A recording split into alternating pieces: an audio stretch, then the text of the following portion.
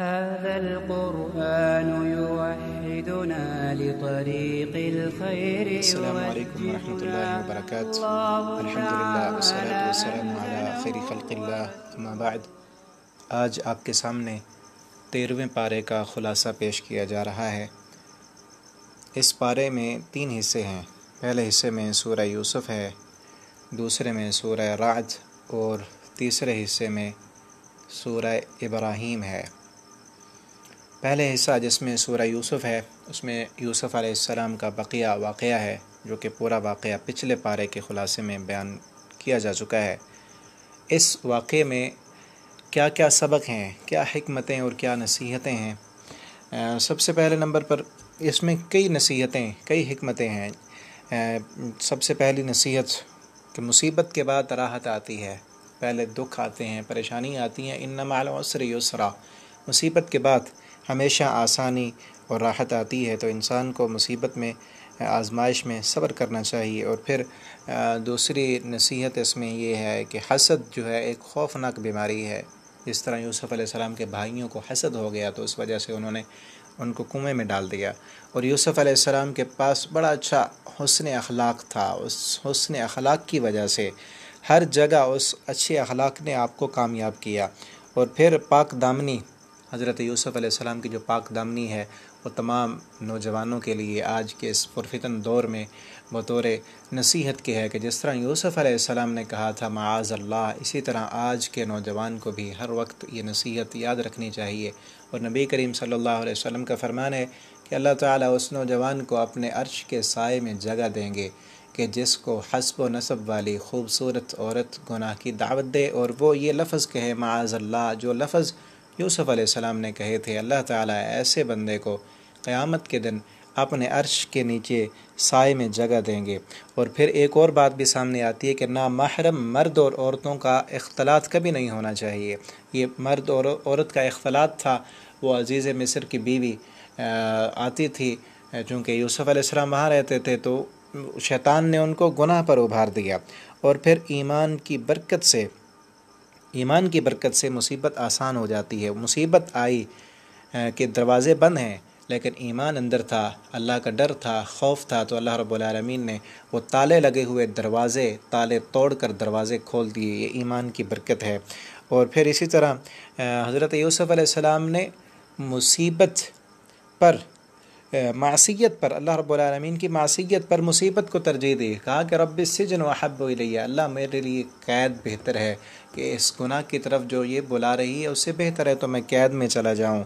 اور پھر قید میں جا کر داعی جو ہے وہ ہر وقت دعوت دیتا رہتا ہے۔ وہاں پر بھی یوسف علیہ السلام نے توحید کی دعوت دی، اور قیدیوں سے کہنے لگے یا صاحب سجن ارباب متفرقون خیر ام اللہ الواحد القہار، اے میرے قید کے ساتھیو، کیا ایک اللہ بہتر ہے یا مختلف رب جن کی تم عبادت کرتے ہو وہ بہتر ہیں؟ تو وہاں پر بھی حضرت یوسف علیہ السلام نے توحید کی دعوت دی، اور پھر حق جو ہے، جو سچ ہے، اللہ رب العالمین اس کی ضرور فتح دیتے ہیں کہ سب نے حضرت یوسف علیہ السلام کی گواہیاں دیں۔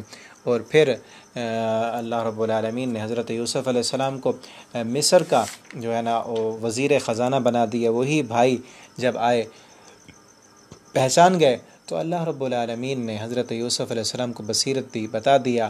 اور پھر ایک سب سے بڑی جو حکمت ہے کہ جب آپ اللہ کے ساتھ آپ کا تعلق مضبوط ہے تو اپنوں کی حسد اور غیروں کے ستم آپ کا کچھ بھی نہیں بگاڑ سکتے۔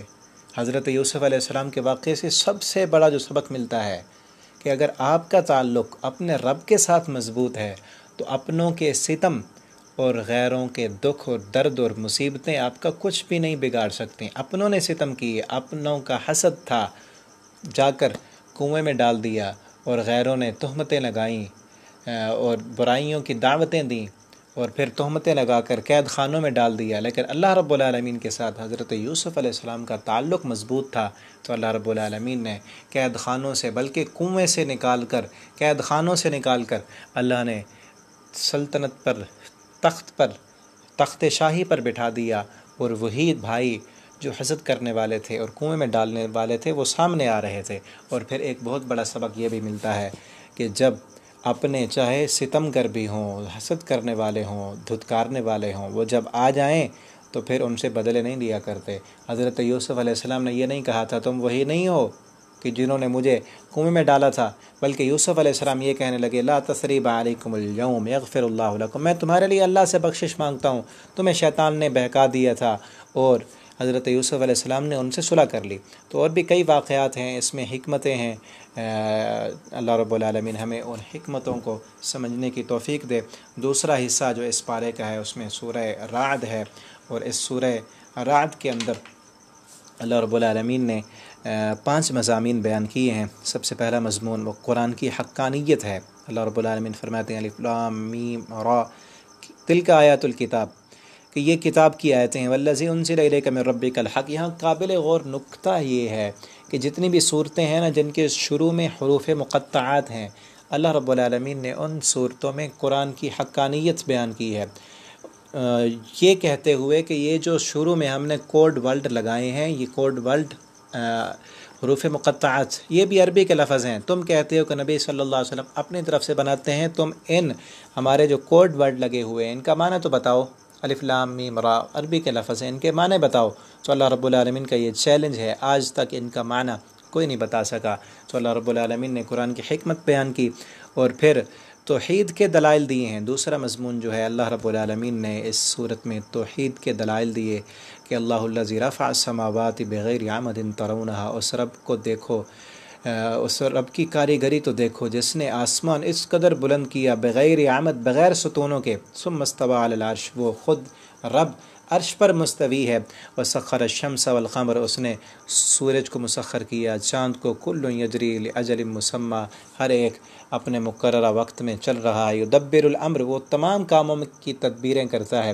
اور آگے فرمایا وهو الذی مد الارض، اور زمین کو بچھا دیا اور پھر اس میں ایک پہاڑ گاڑ دیے اور ہر قسم کے ثمرات، پھل میوے تمہارے لیے اگائے، فیہا زوجین اثنین، قسم قسم کے پھل، یغشی اللیل النہار، اور پھر رات چھا جاتی ہے، کبھی دن آتا ہے، ان فی ذلک لآیات لقوم یتفکرون، ان تمام اللہ رب العالمین کی اس کائنات میں غور و فکر کرنے والے لوگوں کے لیے نشانیاں ہیں۔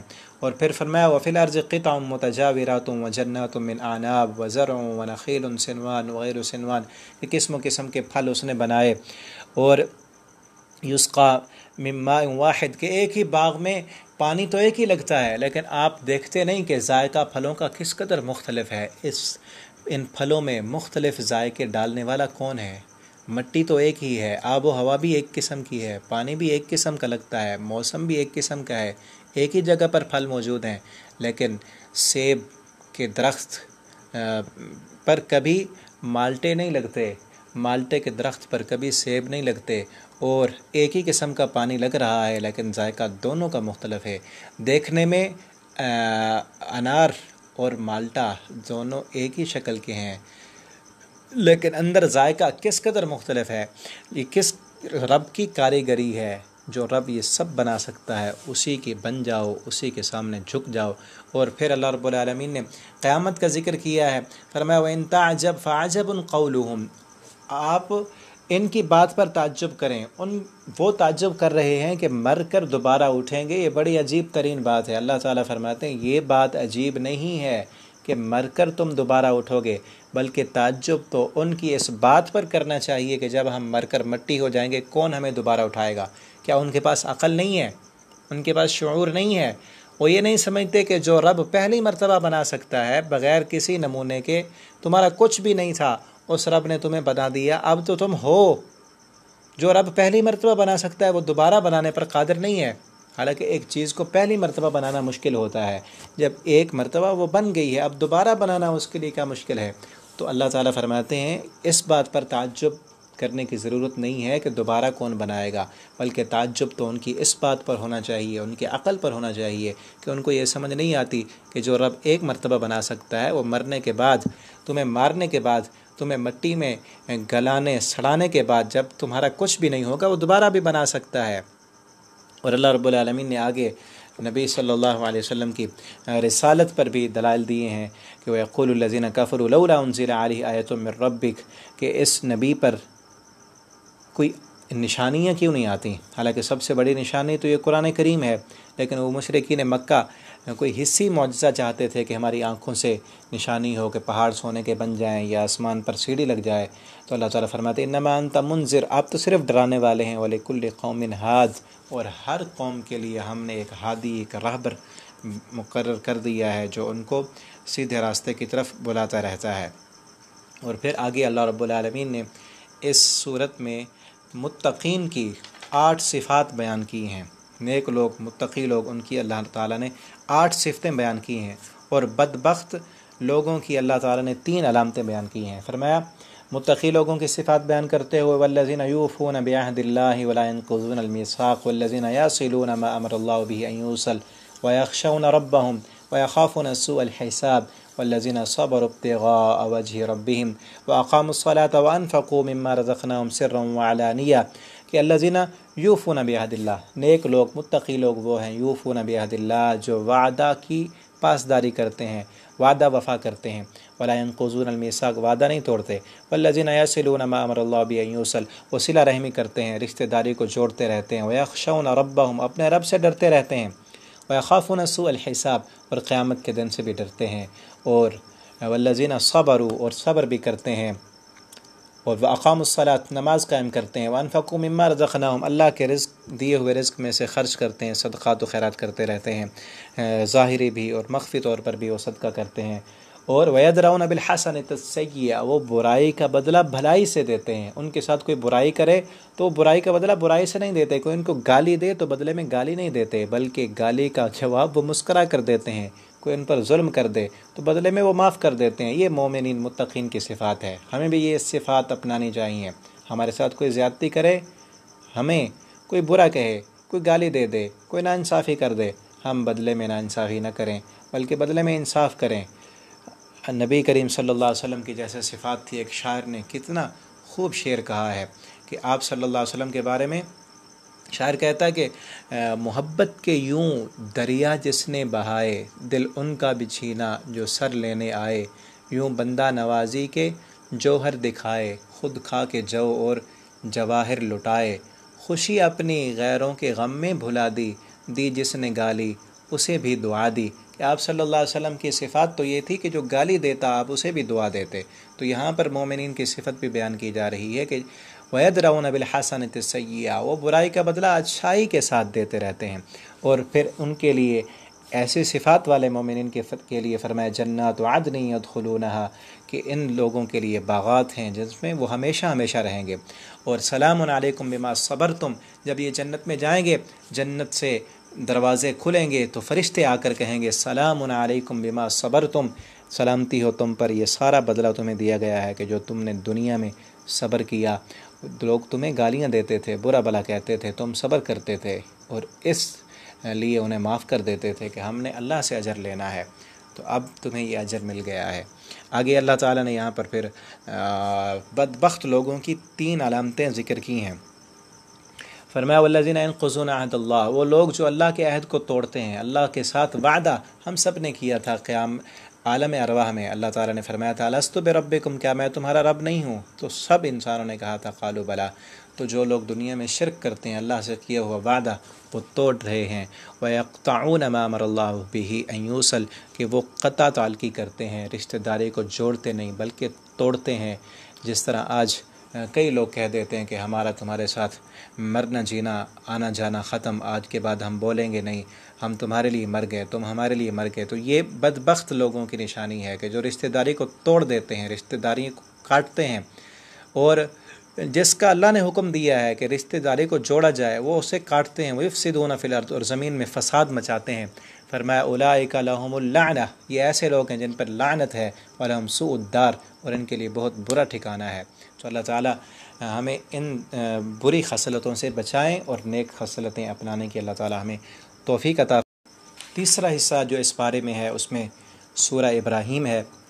اس صورت میں بھی اللہ تعالیٰ نے 3 مضامین بیان کیے ہیں۔ سب سے اہم ترین مضمون وہ توحید ہے، پچھلی صورت میں بھی یہی تھا، اور اکثر قرآن کے حصے میں اللہ تعالیٰ نے توحید کو کھول کھول کر مختلف انداز میں بیان کیا ہے، اور توحید، رسالت اور قیامت کا ذکر کیا ہے اللہ تعالیٰ نے۔ فرمایا الف لام را کتاب انزلناہ الیک، اس کے شروع میں بھی وہی حروف مقطعات ہیں، اور فرمایا اللہ الذی لہ ما فی السماوات و ما فی الارض، رب تو وہ ہے کہ جس کے لیے زمین و آسمان کی بادشاہی ہے۔ اللہ تعالیٰ نے فرمایا کہ تمام آسمان، تمام زمینوں کو اللہ تعالیٰ نے بنایا، اسی نے آسمان سے پانی اتارا، پھر انسانوں کے لیے زمین سے قسم قسم کے پھل نکالے اور پانی کی سواریوں اور نہروں کو انسانوں کے تابع کر دیا، اور سورج، چاند اور رات اور دن کو انسانوں کے کام میں لگا دیا۔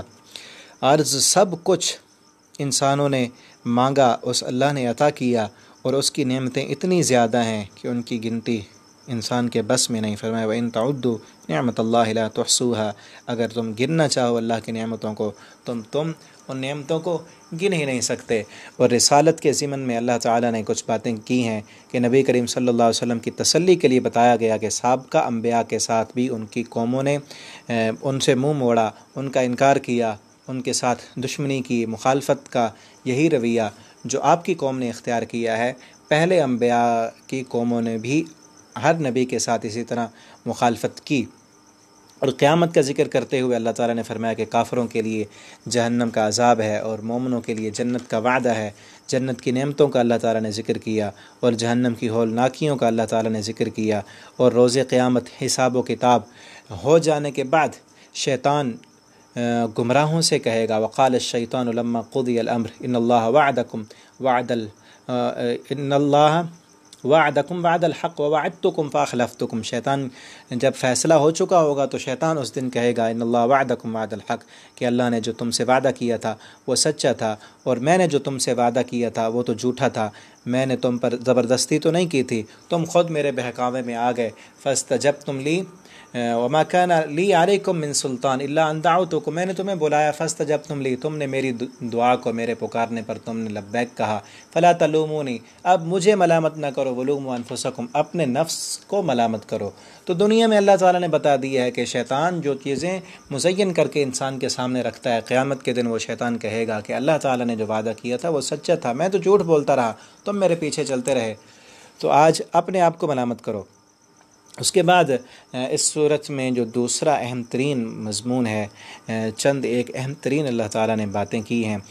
سب سے پہلی بات جو ہے اللہ تعالیٰ فرماتے ہیں ان شکرتم لازیدنکم، کہ تم اگر میرا شکر کرو گے تو میں تمہیں زیادہ دوں گا، وَلَئِن كَفَرْتُمْ إِنَّ عَذَابِي لَشَدِيدٌ، اگر تم میری ناشکری کرو گے تو میرا عذاب بھی بڑا سخت ہے۔ اور پھر اسی طرح وَالَّذِينَ كَفَرُوا أَعْمَالُهُمْ كَرَمَادٍ اشْتَدَّتْ بِهِ الرِّيحُ، کہ کافروں کے اعمال کی مثال راکھ کی طرح ہے جو تیز ہوا کے آنے کے سبب اڑ جاتی ہے، اور حق اور سچ کا کلمہ، ایمان کا کلمہ، اس کی مثال اللہ تعالیٰ نے ایک پاکیزہ درخت کی مانند دی ہے کہ جس کی جڑیں بڑی مضبوط ہوتی ہیں اور اس کا پھل بڑا میٹھا ہوتا ہے، اور باطل اور ضلالت کا کلمہ ناپاک درخت کی مانند ہے کہ جس کے لیے قرار نہیں ہوتا اور وہ اس کا پھل بھی نہیں لگتا، بے ثمر درخت ہوتا ہے۔ اس کے ساتھ اللہ تعالیٰ نے مثال دی ہے۔ اور اللہ تعالیٰ نے ظالموں کے کرتوتوں سے، اور اللہ تعالیٰ نے فرمایا کہ اللہ تعالیٰ ظالموں کا جو ظلم ہے اللہ تعالیٰ ان کے کرتوتوں سے بے خبر نہیں ہے۔ اللہ تعالیٰ سب کچھ جاننے والا ہے۔ اللہ تعالیٰ کسی ظالم کے ظلم سے اللہ تعالیٰ بے خبر نہیں ہے۔ اللہ تعالیٰ کو سب پتہ ہے کہ کون کیا کر رہا ہے، لیکن اللہ تعالیٰ نے دنیا میں ڈھیل دی ہے۔ قیامت کا دن جب آئے گا اللہ تعالیٰ وَيَفْعَلُ اللَّهُ مَا يَشَاءُ، وہ جو کرتا ہے، جو چاہتا ہے وہ دنیا میں بھی کرتا ہے، قیامت کے دن بھی اللہ رب العالمین سب سے پوچھ لے گا۔ اور تیسرا جو اہم ترین مضمون اس صورت میں ابراہیم علیہ السلام کا واقعہ اللہ تعالیٰ نے ذکر کیا ہے۔ صورت کا نام بھی چونکہ ابراہیم علیہ السلام کی مناسبت سے ہے، اس ابراہیم علیہ السلام کے واقعے میں اللہ تعالیٰ فرماتے ہیں اذ قال ابراہیم رب اجعل هذا البلد آمنا۔ ابراہیم علیہ السلام کی اہم ترین دعائیں ہیں یہاں پر، بڑی پیاری دعائیں کی ابراہیم علیہ السلام نے۔ اللہ تعالیٰ سے 6 دعائیں مانگی ہیں، 6 دعائیں۔ سب سے پہلی دعا میں اللہ تعالیٰ سے ابراہیم علیہ السلام نے امن مانگا ہے، فرمایا رب اجعل هذا البلد آمنا، اے اللہ اس شہر کو امن والا بنا دے۔ اور دوسری دعا کی وَجْنُبْنِي وَبَنِيَّ أَن نَعْبُدَ الْأَصْنَامَ، اللہ مجھے بھی اور میری اولاد کو بت پرستی سے بچانا، بتوں سے بچانا، شرک سے بچانا۔ اور پھر تیسری جو دعا جو مانگی ہے رب اجعلنی مقیم الصلاۃ، اللہ مجھے بھی اور میری اولاد کو بھی نمازی بنا دے، نماز پڑھنے والا بنا دے۔ اور چوتھی دعا ابراہیم علیہ السلام نے جو مانگی ہے وہ دلوں کا میلان ہے کہ اللہ لوگوں کے دل اس شہر کی طرف پھیر دے، کہ لوگوں کے دل کریں دل چاہیں کہ وہ مکہ کی طرف آئیں، اس شہر کی طرف آئیں، ورزقہم من الثمرات، اور یہ بھی کہا کہ اللہ ان کو پھلوں سے رزق عطا فرما، اور پھر سب سے جو اہم ترین دعا ہے وہ مغفرت کی دعا مانگی، فرمایا کہ ربنا اغفر لی ولوالدی وللمؤمنین یوم یقوم الحساب، اللہ مجھے بھی معاف کر دے اور میرے والدین کو بھی معاف کر دے، وللمؤمنین، اور اللہ قیامت تک آنے والے تمام مومنین کو معاف فرما دے، یوم یقوم الحساب، اللہ اس دن بھی معاف کر دینا جس دن حساب و کتاب قائم ہوگا۔ تو ہمیں یہ ابراہیم علیہ السلام کی مانگی ہوئی دعائیں بار بار کرنی چاہیے کہ رب جعلنی مقیم الصلاۃ ومن ذریتی ربنا وتقبل دعا ربنا اغفر لی ولوالدی وللمؤمنین یوم یقوم الحساب، سب سے اہم ترین بیسٹ دعا ہے کہ ربنا اغفر لی، اس میں سب آ گیا، سب کے لیے دعا آ گئی، ربنا اغفر لی، اور دعا کا طریقہ بھی یہی ہے، پہلے اپنے لیے، پھر والدین کے لیے، اور پھر تمام امت مسلمہ کے لیے، اس میں تینوں ہیں۔ ربنا اغفر لی میں اللہ مجھے معاف کر دے، ولوالدی اللہ میرے والدین کو بھی معاف کر دے، وللمؤمنین، اور اللہ سارے مومنین، پہلے گزر گئے، بعد میں آنے والے، اب والے، اللہ سب کو معاف کر دے۔ کس دن؟ جب حساب و کتاب قائم ہو تو تمام مومنوں کو معاف کر دینا۔ ہم اسی دعا پر اختتام کرتے ہیں کہ ربنا اغفر لی ولوالدی وللمؤمنین یوم یقوم الحساب، اللہ تعالی ہم سب کو معاف فرما دیں اس دن جس دن قیامت قائم ہوگی۔ اللہ ہمیں قرآن کریم کو پڑھنے کی، سمجھنے کی، اس کے مطابق زندگی بسر کرنے کی توفیق دیں۔ آخر دعوانا الحمدللہ رب العالمین۔